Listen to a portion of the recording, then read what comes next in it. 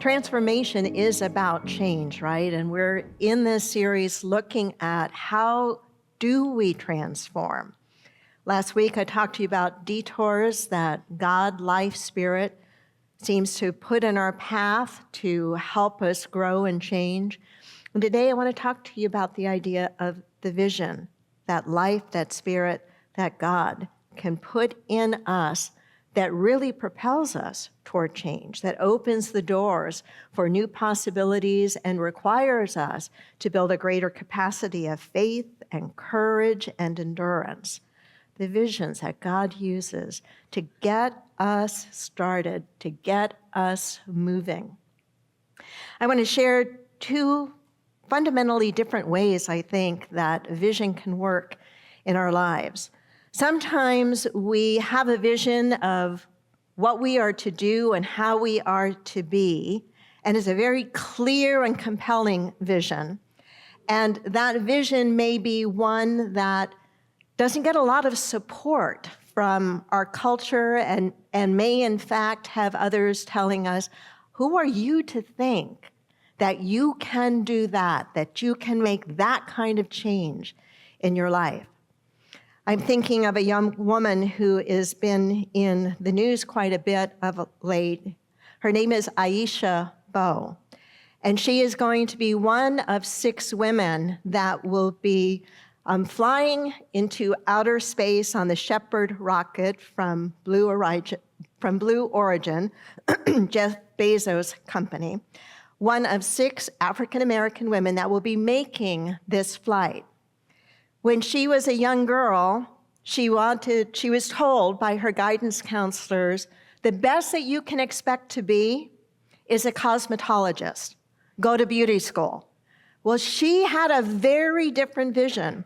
She wound up becoming an astronaut for NASA and is now going to be going into outer space. Would you not say that that is a very clear, compelling vision?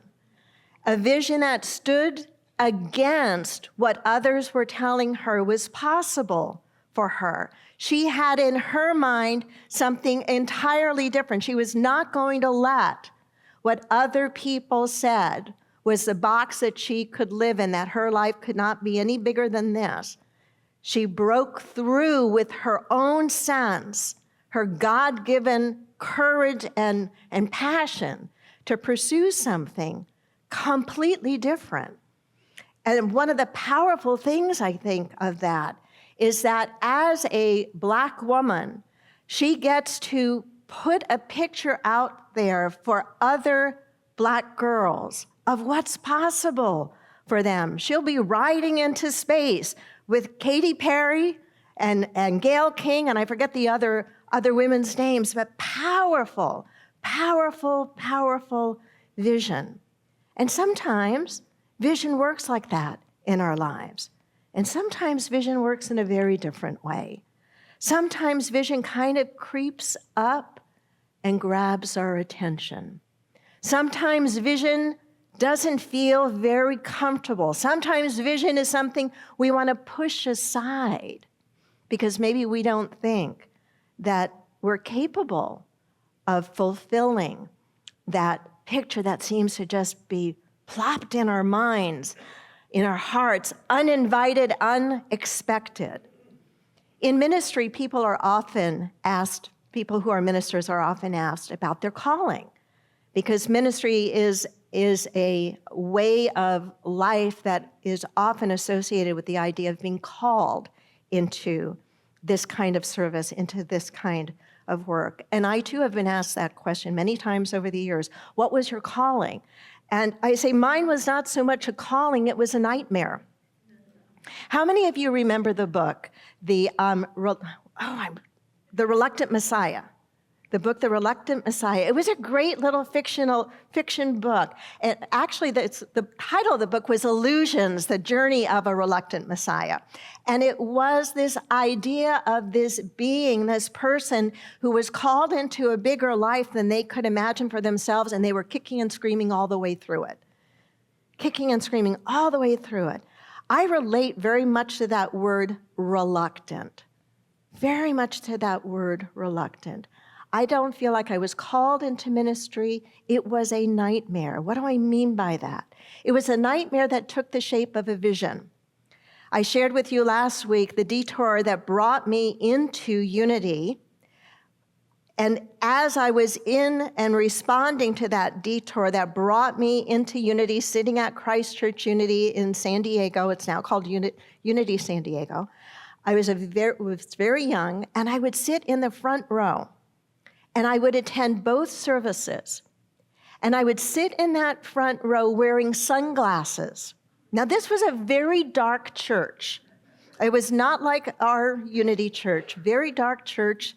Choir came in with long robes. The minister was an older man, glasses, kind of balding, would climb up onto the podium and look way, way down at you. And I would be sitting in that front row, literally in the front row, usually by myself, with sunglasses on because I was crying most of the time.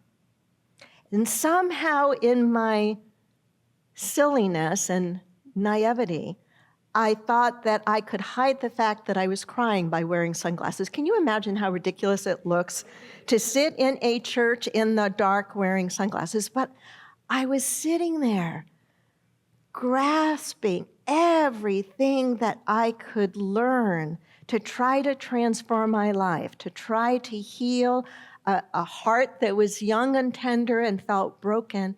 And I would sit there and I would gobble it up. And then one day, as I was sitting there paying riveted attention to Reverend Stevens, I started to have a vision. And I'd never had a vision before. I had a vision I was going to be doing the same thing he was doing. I said, no way. No way. No way. No way, because of my stereotype of what was possible, because of my own fears and limitations. Ministers were men. I was not a man. Ministers were older. I was all of like 18 years, maybe 19 years old at the time. Ministers were comfortable being up in front of people talking. That was not going to be me. I'd already dropped out of the only class I'd ever dropped out of in junior college was speech, because I was scared to death to give a talk 2 weeks later. Who signs up for a speech class thinking they're not going to have to get up in front of a group of people and talk? I mean, talk about being really just dumb. Who does that? I did great in psychology. I did great in my logic class, but the speech class I dropped because there's no way I was going to stand before people because I was too afraid. That wasn't something I wanted. It wasn't something that I did. And so the vision came back, but this time not as I would be sitting there, because I thought I did a really good job of making it go away. What happens when you push things aside? Have you ever pushed things aside and not dealt with them? Am I the only one that's ever done that? Push things aside, not dealt with them? Do they usually just go away? No, they usually kind of come back in another way. They interrupt your life somehow, and usually at the least convenient times. Well, the vision came back in a second way, in a stronger way, and the second and stronger way was through nightmares. I started to wake up in the middle of the night in a cold sweat that, oh my God, I'm going to do this thing. And it's like, no, you're not. This is just a nightmare. It'll go away. Don't pay any attention to it. How many of you have ever had something that you really needed to pay attention to and you didn't because you weren't ready to? What happens to it? Does it just go away? No, it gets stronger. And that's not a bad thing. I think that's a really good thing. The things that need our attention, there's a reason they need our attention. There's a reason we're supposed to be looking at them and paying attention to them and doing something with it. It could be a vision of a dramatic change that we need to make in our lives. Sometimes it's not so much about a goal of where we're supposed to go in our lives. Maybe it's about a dramatic change, and we're afraid to make it because we think, gosh, I've lived my life this way for so long. I'm too old to make that change now. By golly, no, that's not true. if there is something that keeps coming back to you, and especially if you've tried to push it aside and it won't leave you alone, it's imperative that you look at it square in the face and deal with it. To ask of it, what do you mean? To be like Jacob in the Old Testament wrestling with the angel, I will not let you go until you bless me. Meaning I will not let you go until I understand what it is that you are asking of me. What it is you are asking me to do or to be or to change. So vision can be like Aisha's vision of a clear, I'm going to show them. Nothing wrong with being a beautician, but that's not my vision. My vision is something else. And going for it that way. Or it can be like mine, which startled the heck out of me, ignored in the front row, pushed down, popped up with nightmares. And then I did the smartest thing, one of the smartest things I ever did. I went to one of the people in my life that I loved and cherished the most. In addition to my parents, my grandmother was the hugest influence in my life and was, in fact, the person that introduced me to unity. And I went to her because I needed her guidance. I knew that my grandmother would convince me. Actually, I didn't need to be convinced. I knew that my grandmother would agree with me that this crazy vision that I had in the front row and then I kept having in nightmares was absolutely ridiculous, and then I could let it go. So what do you think happened? Those of you who've never heard the story before. I go to Grandma's house, and Grandma being the wonderful, and she never liked to be called Grandma. She was this very exquisite, classy, beautiful woman. So Grandma never fit my grandmother's way of being. But I went to talk to her, and I was scared because I thought this is going to sound stupid to tell her what it is that's been happening to me and to make sense of it and to make it go away. Just make it go away. Don't want to have this anymore. And walked into her apartment. And she had fixed me my favorite meal. The kitchen smelled wonderful. And we sat down and we ate. And have you ever had to have a conversation that you knew you had to have, but you were nervous to have it? Have you ever had that? And like the whole time you're just feeling uncomfortable? Again, am I the only one that's had this experience? Dreading a conversation? So even though it was my favorite meal, it was pretty hard to eat it. And finally, I said to her, okay, I need to talk to you about something that's happening. And she said, don't say another word. And she walks out of the room into her bedroom, comes back with a note and has me read the note. And on the note was a premonition she had had that I was going to become a unity minister. I was so mad at her. I was so mad at her. I knew that she was so smart, so wise, that she would be the first to say, honey, you're right. We can figure out how to make this craziness go away. I was so angry at her because then I felt I had to do something with this.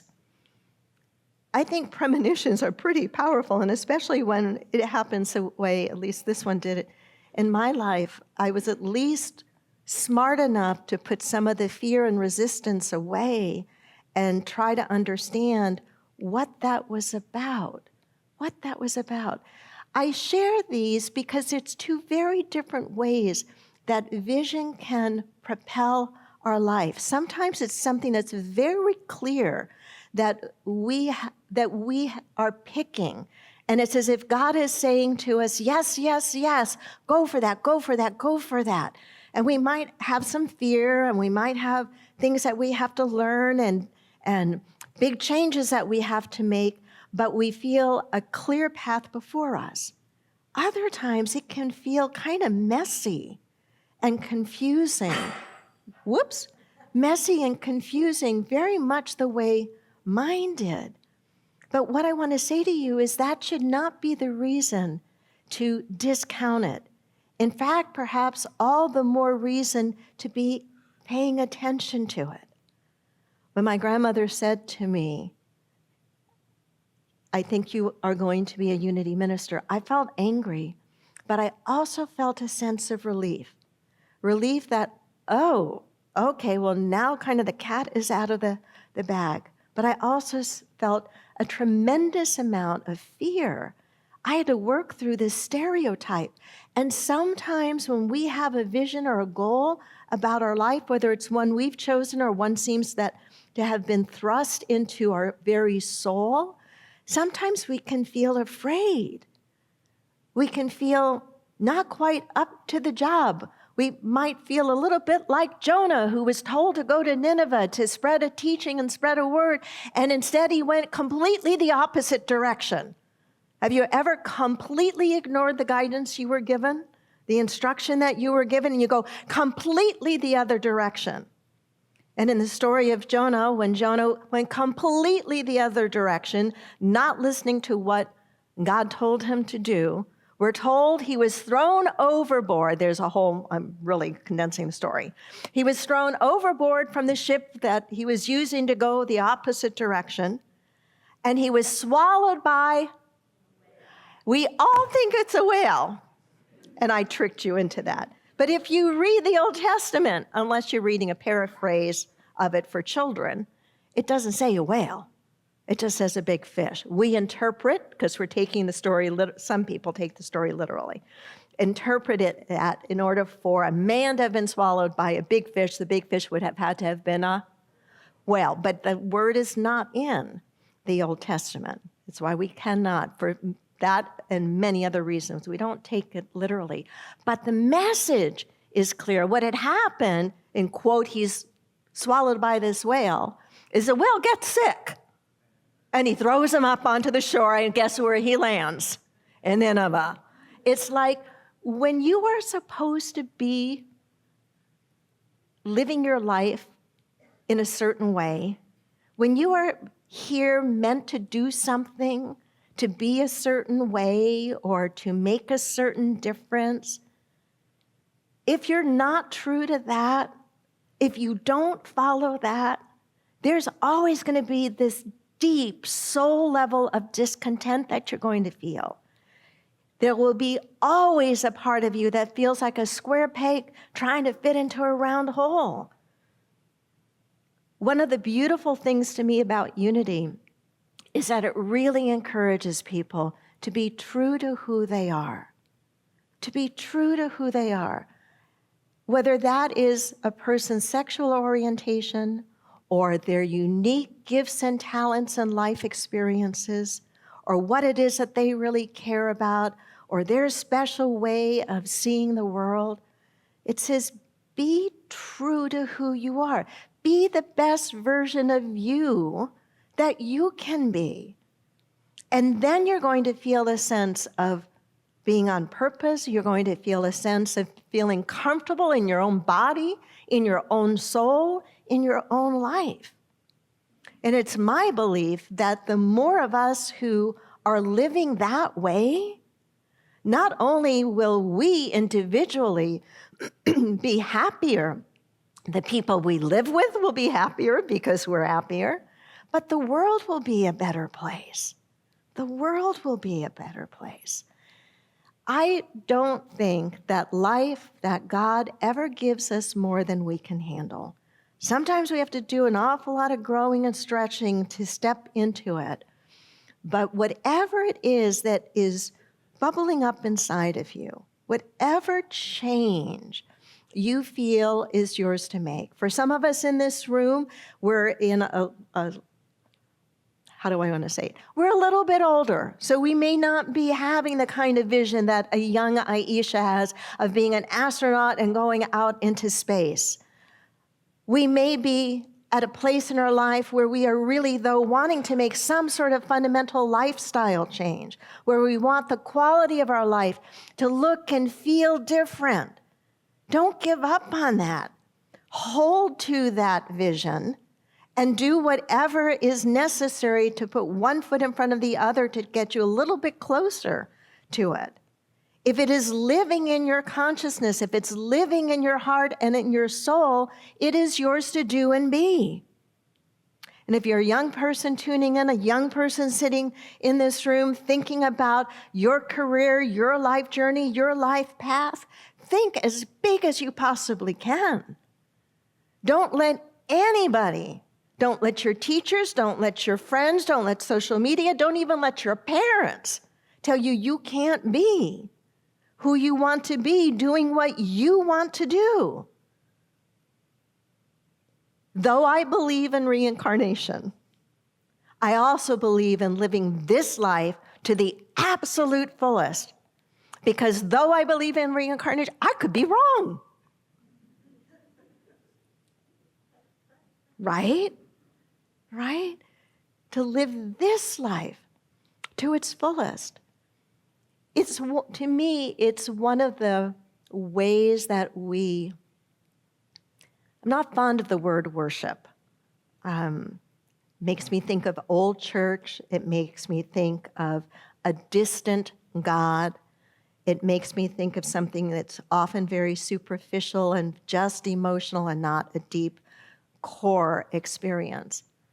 But what I was trying to lead into is the idea of the preciousness of each and every one of our lives.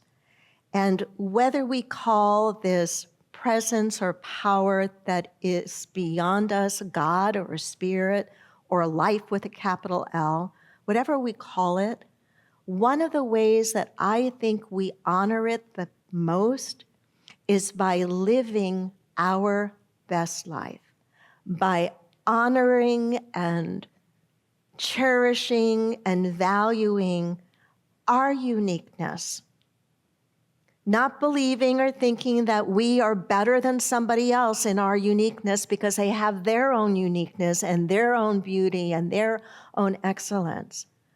But that one of the ways that we really honor and respect God or spirit or life is by how we honor this precious gift that we have called our life, And so I want to just pose some questions to let move in your consciousness, questions that maybe, depending on where you are in your life journey, you might want to write down and just sit with in your quiet time, in your meditation time. Questions like, where is life? Where is God? Where is spirit inviting you to step forward? What's on the other side of whatever fear you have? I had a lot of fear to get through to do what I do today. Fear of public speaking is a pretty big fear for a lot of people and was certainly a very real one for me. Fear of what other people would think of me. Silly fears like, who would ever want to marry a minister? Fear, all sorts of, some reasonable maybe fears, but lots that weren't reasonable at all. Where is God? Where is life? Where's this vision inviting you to step forward, to step through? And if you need encouragement or support to move through, to step through, lean on our prayer partners here. Or if you feel more comfortable, call Silent Unity Headquarters prayer ministry, if you feel for some reason you want greater distance or anonymity. But there are resources that you and I have that can help us to feel less afraid. Most people who move in the direction of their vision do so with the fear. With the fear. They don't wait until the fear goes away completely.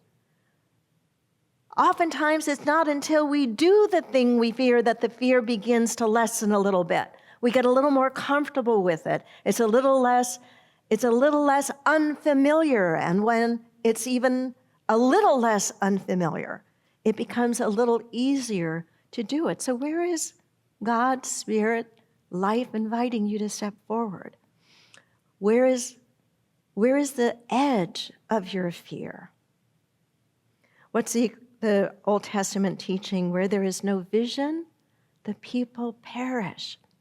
And then we like to say in metaphysics, where there is vision, we flourish. So I don't know what vision lives in your heart or soul. I believe you have one, and I believe it's yours. And don't diminish it by saying, well, it's not big and grandiose. It doesn't matter. It doesn't matter. If it's yours, it's yours. Don't evaluate it or judge it by the size of it or by the numbers of people it may impact. honor it because it's your gift from Spirit, your vision. So I don't know what yours is, but I know with every fiber of my being that the more attention you pay to it and the more willing you are to work toward it, the happier you're going to be. The more you're going to feel like you're honoring this precious life that you've been given, and the more of an inspiration you will be to everyone else that gets to witness your growth and your transformation. Namaste.